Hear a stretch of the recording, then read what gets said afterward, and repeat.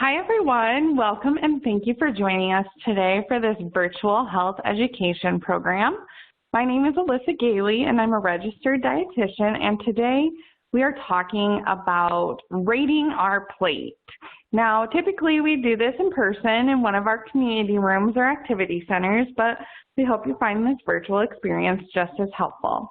So first, I will be going through our presentation, and then at the end of our presentation, we have a cooking demo demonstrating a recipe that I think everyone will enjoy, and then we will go over some references and resources, and then we will have a live Q&A session. So be sure to submit your questions throughout the program.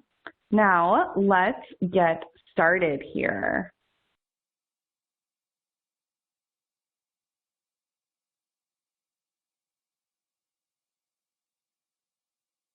Okay, so we know that nutrition is important, but it seems we get different information on what to eat and how much to eat every time we turn around.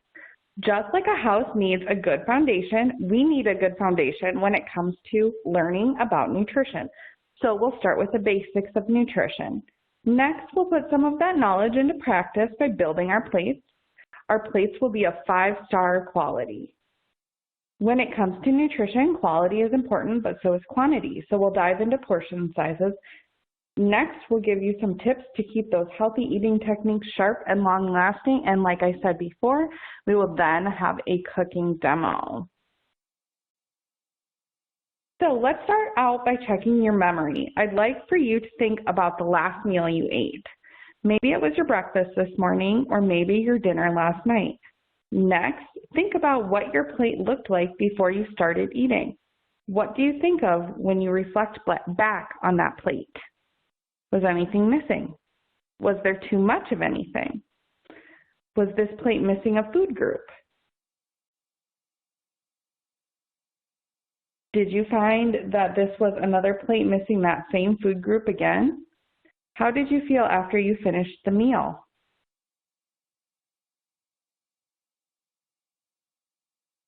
So this is my plate. I'm sure some of you are familiar with this.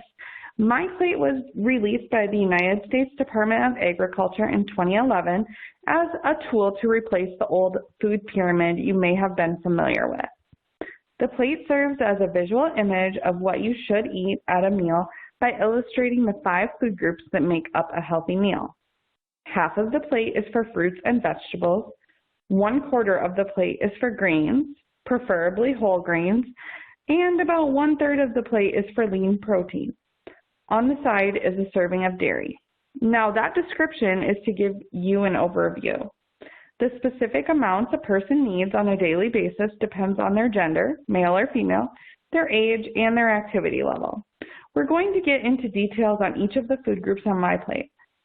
With each group, we'll cover their benefits, some things to know about the group, and some tips to help you incorporate the food into your diet. The information we'll cover for each of the food groups comes from the USDA MyPlate website, which is www.choosemyplate.gov. So we're going to start with fruits. Fruit, along with vegetables, receive a lot of positive attention, but what's all the fuss about? Does an apple a day really keep the doctor away? The answer is kind of. In fact, fruits have quite a few benefits. One of those benefits is that they are naturally low in fat, sodium, and calories. Additionally, they are cholesterol-free. It isn't easy to find a food that has all of these attributes, and it's pretty tasty too. They're also a good source of nutrients like potassium, vitamin C, folate, and dietary fiber. These are all nutrients that most of us don't get enough of. Potassium may help reduce blood pressure, reduce the risk of developing kidney stones, and help decrease bone loss. Vitamin C is important for growth and repair of all body tissues, helps heal cuts and wounds, and keeps teeth and gums healthy. Folate helps in the formation of red blood cells. The nutrients in fruit, like these ones I just mentioned, can help with certain chronic conditions. They help in ways like maintaining or lowering blood pressure and reducing cholesterol. They may also lower the risk for heart disease, some cancers, obesity, and type 2 diabetes. The daily recommendation for fruit for women over the age of 51 is 1.5 cups. For men, it's 2 cups.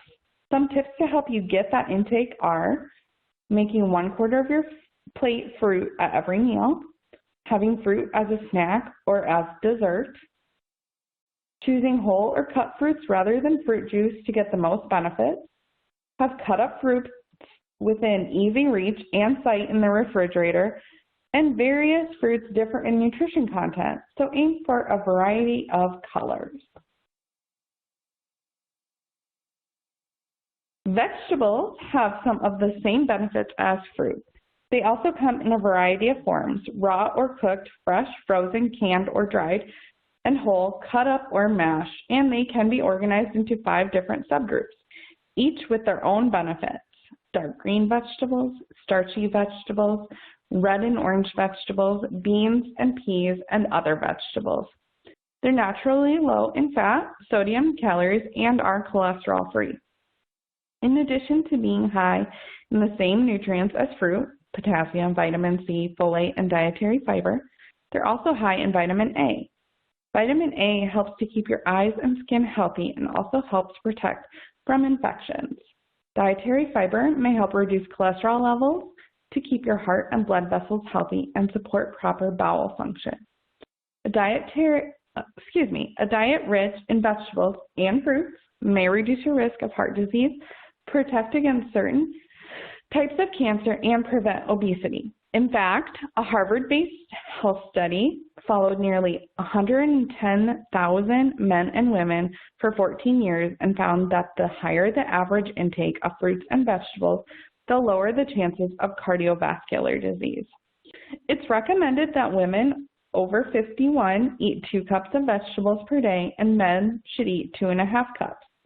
Some tips for consuming that amount include choosing fresh vegetables when in season and stocking up on frozen vegetables for quick and easy cooking. If you buy canned vegetables, look for those labeled reduced sodium, low sodium, or no salt added. Buy easy-to-prepare vegetables like pre-washed salad kits or packages of veggie snacks like baby carrots or celery sticks for a quick snack.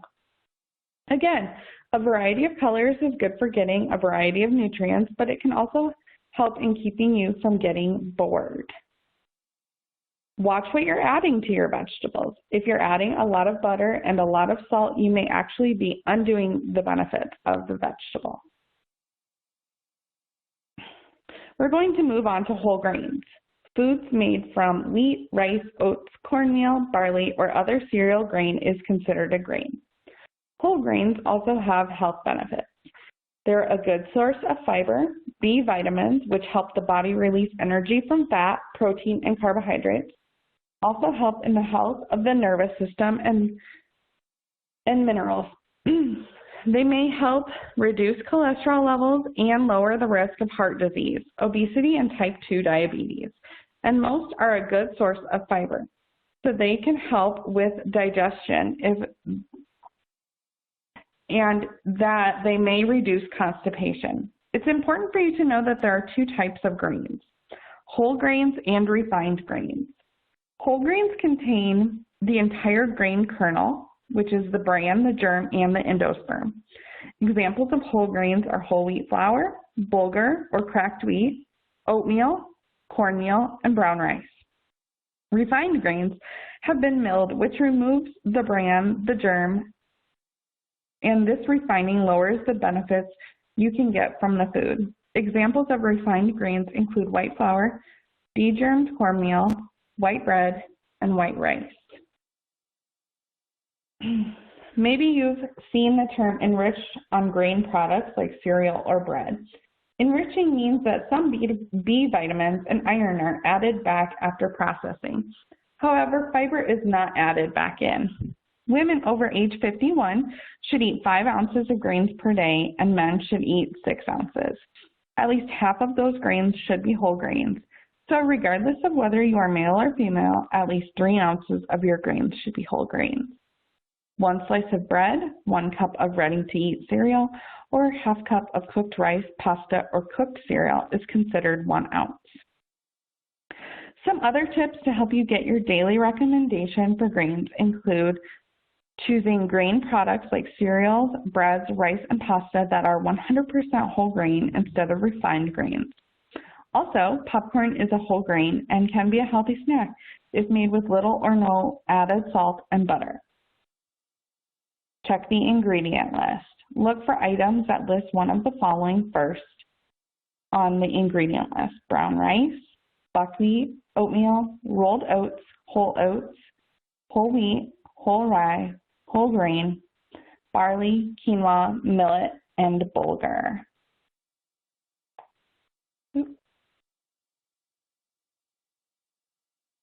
Now, foods made from meat, poultry, seafood, beans, peas, eggs, processed soy products, nuts, and seeds are part of the protein group. Proteins are the building blocks for bones, muscles, cartilage, skin, and blood. They are also the building blocks of hormones, enzymes, and vitamins. Proteins also provide some B vitamins, vitamin E, which helps in the formation of red blood cells and helps keep the immune system strong, iron, which is important for carrying oxygen in the blood, zinc, helps keep the immune system strong, and magnesium, used for building bones and releasing energy from muscles. Women over age 51 should have 5 ounces of protein per day, while men over the age of 51 should have 5.5 ounces. In general, 1 ounce of meat, poultry, or fish, 1/4 cup cooked beans, 1 egg, 1 tablespoon of peanut butter, or ½ ounce of nuts or seeds can be considered as 1 ounce.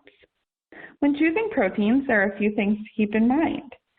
Some choices from the protein group are high in saturated fat. Diets that are high in saturated fat raise LDL levels, which is the bad cholesterol. Some examples of these are fatty cuts of beef, pork, and lamb, 75% to 85% ground beef, sausage, hot dogs, and bacon. Other foods in the protein group, like organ meats, are high in cholesterol. You want to limit the amount of these foods that you eat.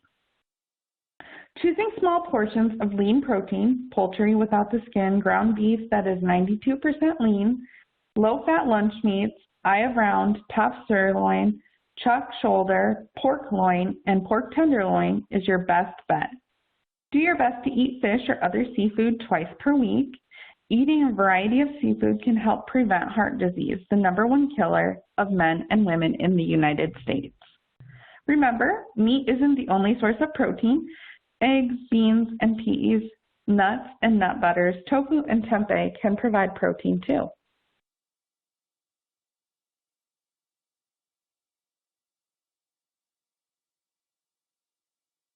Foods that make up the dairy group are those which are considered to be fluid milk and foods that are made from milk.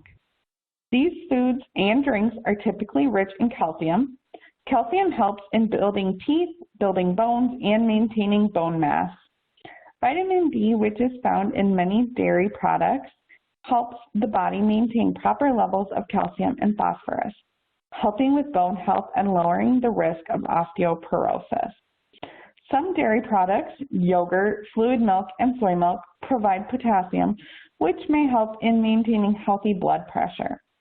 An intake of dairy products is also associated with a reduced risk of cardiovascular disease and type 2 diabetes.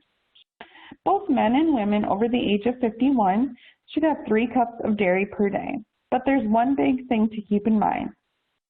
Full-fat dairy products such as whole milk, yogurt, ice cream are high in saturated fat. Choosing low-fat, 1% milk, 1% milk-fat yogurt, and non-fat skim milk and non-fat yogurt will give you the nutrients you need, but without the fat, cholesterol, and extra calories. Some people may prefer non-dairy sources of milk or calcium for various reasons, such as lactose intolerance and taste preferences. Many non-dairy milks, as well as juices, cereals, and breads, are fortified with calcium and vitamin D, but check the label to be sure. Other non-dairy sources of calcium include canned salmon, with the bones, soybeans and other soy products, almonds, some beans, and some leafy greens.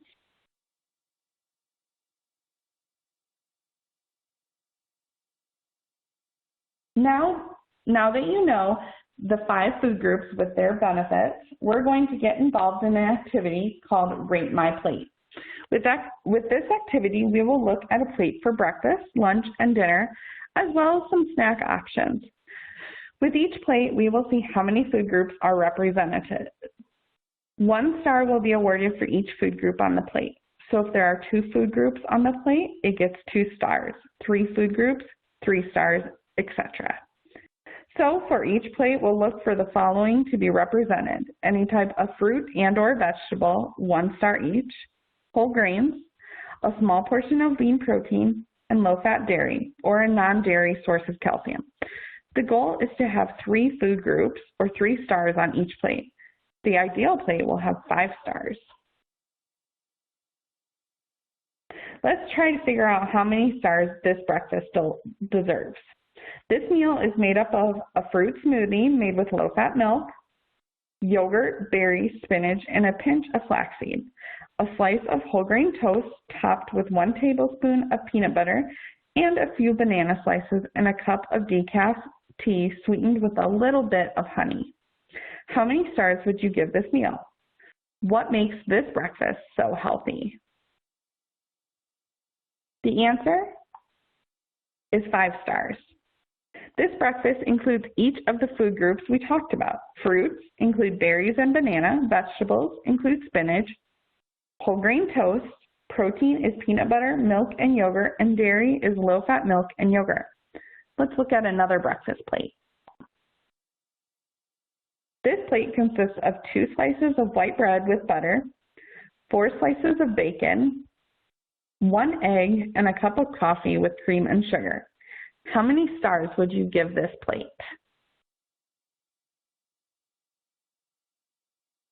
The answer is 1 star for the egg. It fits into the protein group.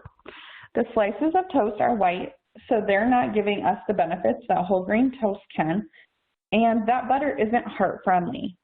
And the bacon, although it can give us some protein, it's loaded with saturated fat, cholesterol, and sodium. And it's 4 slices. While the coffee in and of itself is not that bad, it's not one of our 5 food groups.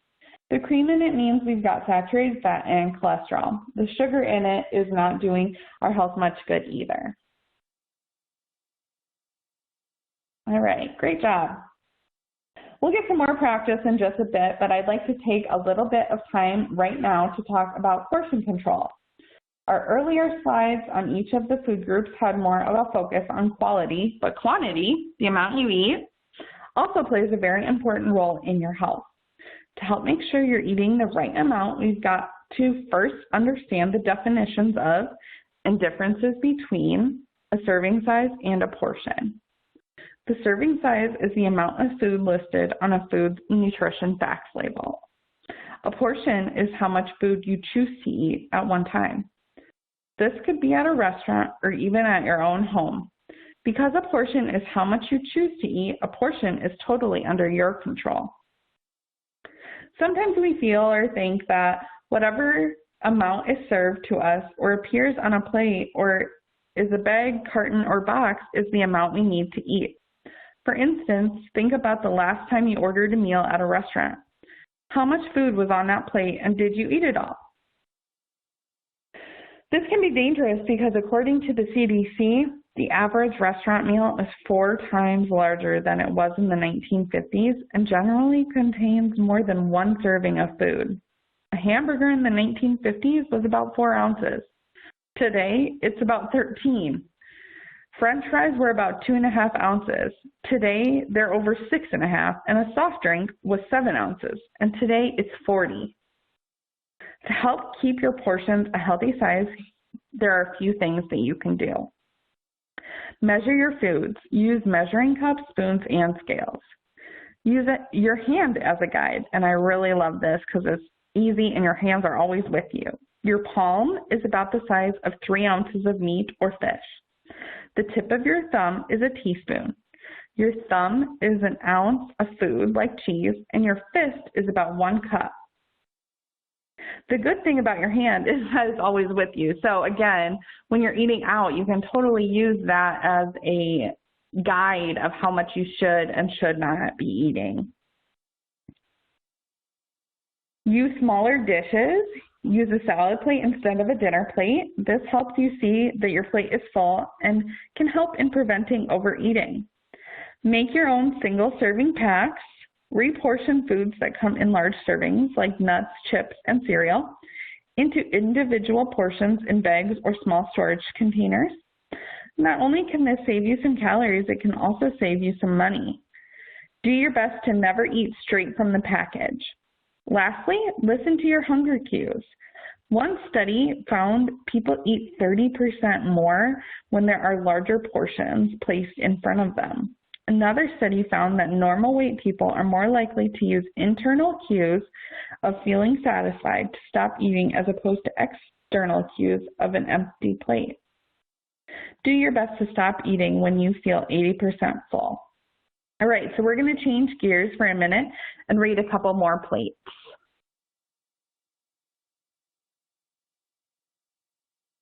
All right, so let's rate this lunch. We've got a roast beef sandwich. The roast beef is lunch meat that is labeled lean. The bread is whole grain. There is about 1 ounce of low-fat cheese and about 1 cup of raw vegetables, spinach, tomato, and cucumber. We also have an apple and about 12 ounces of water. So how many stars would you give this lunch?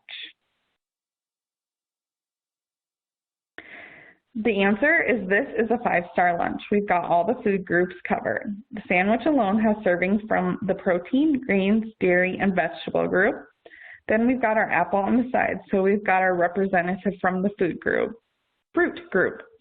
Okay, so let's look at another lunch plate. This lunch plate consists of a cheeseburger, french fries, and a soda. The cheeseburger consists of ground beef, a slice of full-fat cheese, a sprinkling of vegetables all on a white bun. The french fries are just that, and the soda is about 16 ounces. How many stars would you give this lunch? The answer is that this plate gets a rating of 1/2 star for the sprinkling of veggies. While it isn't much, it's still better than no veggies at all.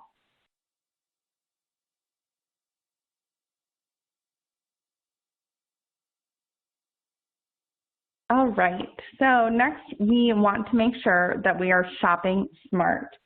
When we're shopping, we want to make sure that we're planning ahead and not going hungry. This can be really important so that we don't overbuy things and so that we're not buying things because we're hungry and then we might get home and eat them afterwards. So when we're shopping smart,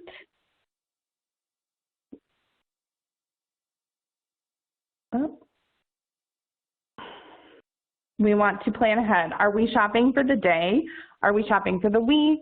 We need to think ahead of time. What are we going to buy? When are we going to buy it? And how much are we going to buy? So I recommend trying to plan out a weekly menu and writing down everything you need on a list and sticking to it. Again, don't go hungry. Shopping on an empty stomach is bad for your health as well as your wallet. When you're hungry, you'll want to buy all of the tasty, convenient junk food you see. You're better off shopping after just eating a good meal. We want to choose real foods. By real foods, I mean foods that have as little processing and as few additives as possible. So take your time and read your labels. Look for the healthiest option available with the fewest ingredients and a good nutrition profile. Avoid foods that contain artificial ingredients or ingredients you can't pronounce. And then only use coupons for items you were planning to buy anyways. Don't get tricked into buying something that isn't part of a healthy plate because you may be able to save money. But when an item that you normally use goes on sale, stock up. All right, so we are going to rate a few more plates here. So here's our dinner plate. It consists of salmon, some steamed asparagus, with a dressing made from low-fat yogurt, a bowl of brown rice, and a glass of red wine. The salmon is about 3 ounces. The asparagus serving is about a cup. The dressing about 1/4 of a cup, and the rice is about 1 cup. There's 5 ounces of wine in that glass. What rating would you give this plate? The answer is that this is a 4.5-star plate. We've got all the food groups represented except for the fruit group, but we'll give the wine a 1/2 star since it comes from grapes. Let's look at a different dinner plate. This dinner plate consists of an 8-ounce ribeye, a baked potato topped with full-fat sour cream and bacon bits, some green beans, and 12 ounces of beer. How many stars would you give this plate? The answer is that this plate gets 1 star. The green beans and the baked potato count towards the veggie group, but there are no other food groups represented here. All right, we all have the opportunity to eat out from time to time. A 2014 study published in Public Health Nutrition found that eating at fast food and full-service restaurants leads to a higher intake of calories, sugar, saturated fat, and sodium. In the study of over 12,000 people, those who dined out consumed an extra 200 calories per day on average than those who ate at home. Dining out can be tricky for some people, but we've got some tips for making good choices away from home. Start your meal with a salad that has lots of vegetables. This will help control your hunger and help you feel full sooner. Choose dishes that are steamed, broiled, baked, roasted, or grilled. These are healthier choices than those which are fried or sautéed. Don't be afraid to ask for special preparation of a food. Ask your server how the item is prepared. Tell them that you're watching your health. Ask for items like sauces, gravies, and dressings on the side. This gives you control over how much of those items you choose to consume. Don't eat it all yourself. Share an entree or dessert with a dining partner, or ask your server to put half in a box for leftovers the next day. All right, we have time for one more rating game, and this time we're going to look at snacks.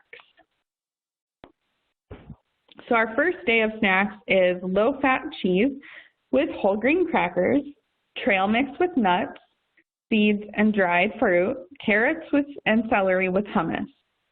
What star rating would you give this day of snacks? The answer is a 5-star rating. We've got low-fat cheese for the dairy group, and the whole grain crackers are for the grain group. The trail mix gives us fruit and protein from the nuts and seeds. We also get some protein from the hummus. Of course, the carrots and the celery are from our vegetable group. Our next day of snacks is a chocolate chip cookie, a bowl of sugary cereal with some low-fat milk, and then a snack mix made of pretzels and cheese crackers. How many stars would you give these snacks? The answer is that they get 1 star because of the low-fat milk with the cereal. Nothing else about these snacks earns any more stars. They're all heavy on refined grains and sugar. So we've covered a lot of information, and next we're going to go into our cooking demo.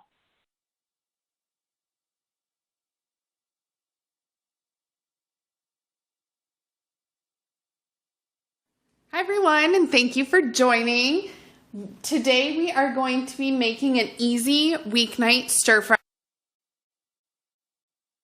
recipe, and this recipe is from the Academy of Nutrition and Dietetics, and I am just going to go over our ingredients really quickly and then we'll get started. So for this recipe you need 1 cup of quinoa, 3 cups of vegetable broth, a 1/4 teaspoon of salt, 3 tablespoons of vegetable oil, a pound of chicken breasts, and you're going to slice those fairly thin,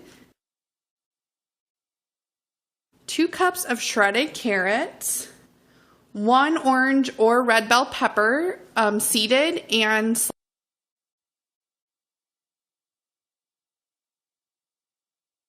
I have already made my quinoa, and to do that, I just put 1 cup of quinoa and 2 cups of vegetable broth in a saucepan and brought that to a boil and boiled it for about 20 minutes or until all of my liquid had evaporated. I did add a little bit of salt to that pan as well. Now, you could use rice. I'm using quinoa just because I really like the look of it, and it gives a little bit more nutrition to this meal and something different. So that's already cooked and plated, and now we're going to get started with our chicken. Now the chicken is sliced pretty thinly, and I am just going to put and just because they get nice and hot and they cook a little bit better. Now, while that is cooking, or while that's heating up, I'm going to make my sauce. So in this, I have a cup of my vegetable broth, and to that, I am going to add 2 tablespoons of low sodium soy sauce. So that's how I'm making this a little healthier, is adding that low sodium soy sauce. I have a little bit of honey to sweeten it up here.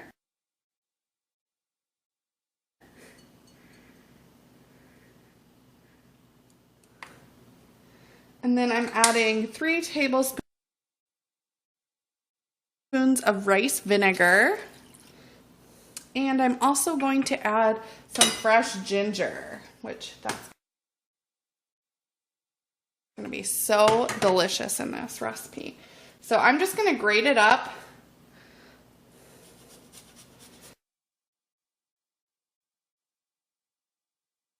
One tablespoon, so.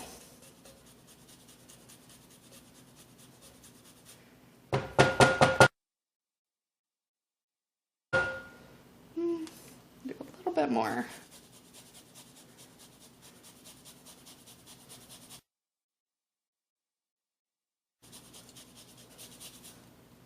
All right, that looks pretty good. And then I'm also going to add a tablespoon of cornstarch to my sauce to help thicken it once it gets hot. And we'll give that a little whisk.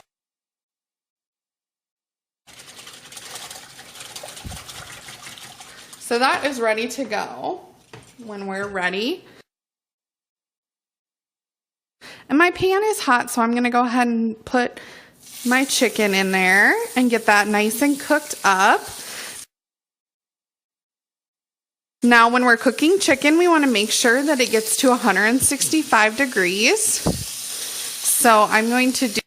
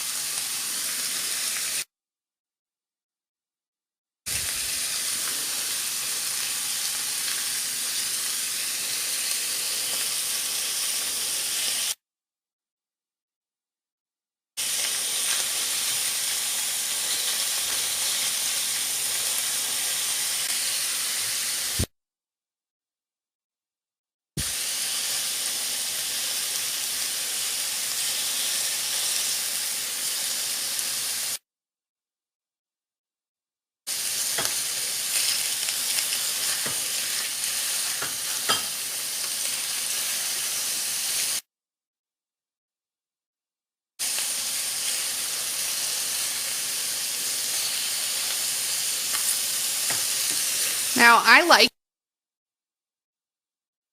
this recipe because you could really use whatever vegetables you have on hand. Like I said, you could use rice.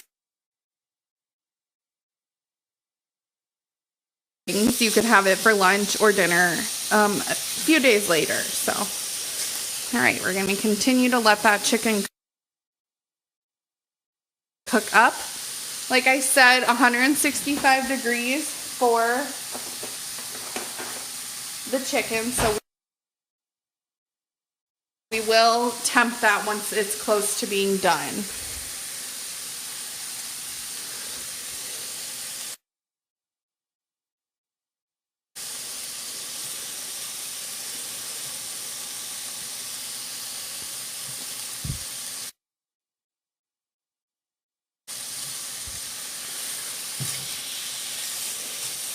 And I also really like this recipe because it's one pan. I put everything in one pan. I could even really cook my quinoa in this pan too. So I've got one pan ready to go, ready in probably 30 to 40 minutes. And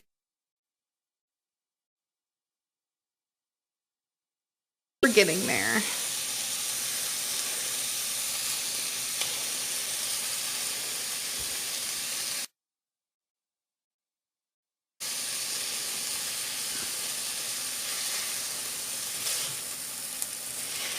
Now I used canola oil. You could use olive oil as well. Those are both healthy oils, so I would recommend using one of those in your stir fry.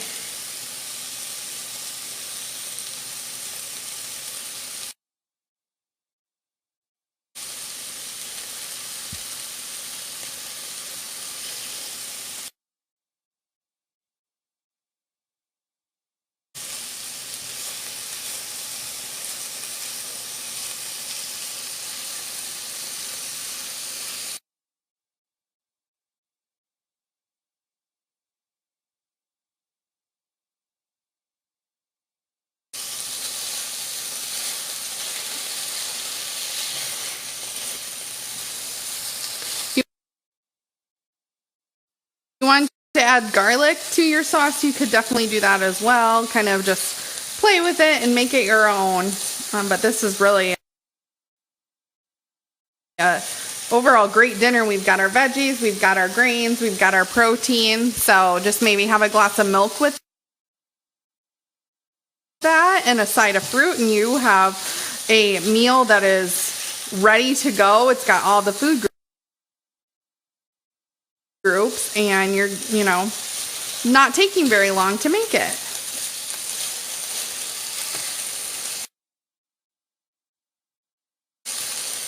I would recommend next time, I think I would cut these a little bit thinner. Some of these are a little thick.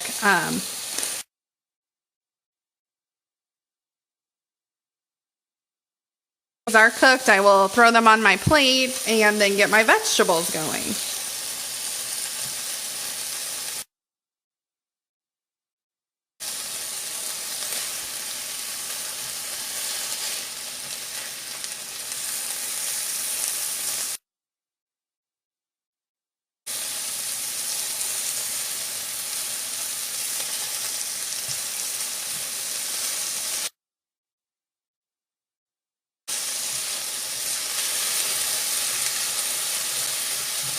And I love this stuff that's at the bottom. It's really super good. Don't, you can scrape it up, but definitely use it to flavor up your vegetables. So super good. Let's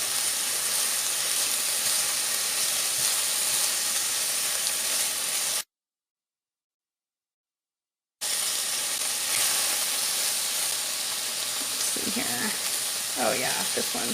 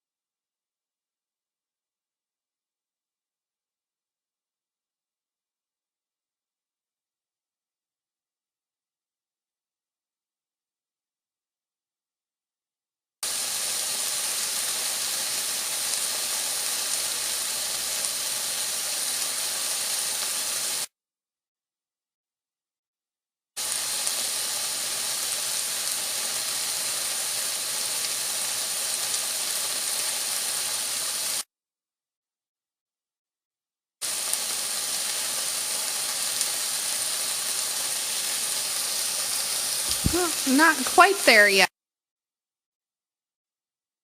So we'll give it another few minutes here.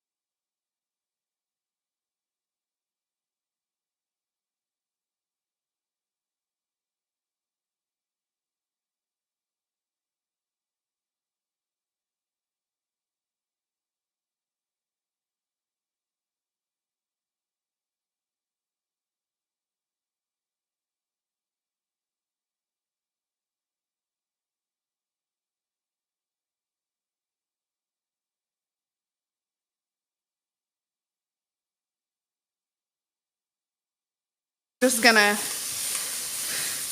stir fry them for a little while and let them get nice and soft but still have a bite.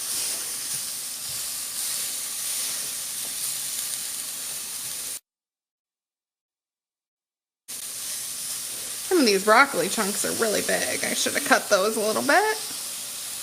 And again, you could really add whatever vegetables you had. If you had other veggies in the fridge that you wanted to use up, you certainly could.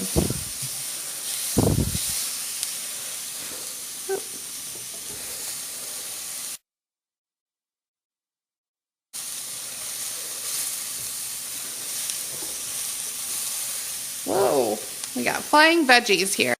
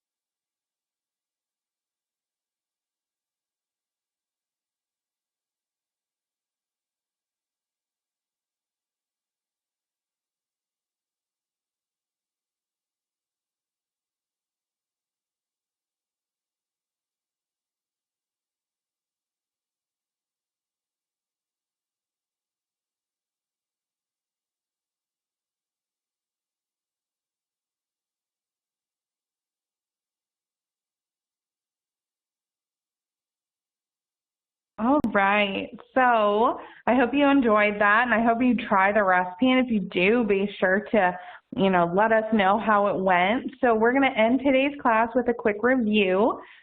So just want to remind you to try to make your plate balanced. Include lots of fresh fruits and vegetables with a moderate amount of whole grains and lean protein and a serving of dairy. Be mindful of your portion sizes and find tools to help you make smart decisions. Be a smart shopper so that you're less likely to pick the wrong items. And don't let restaurants and fast food sabotage your health. Try to make healthy choices even when you're dining out.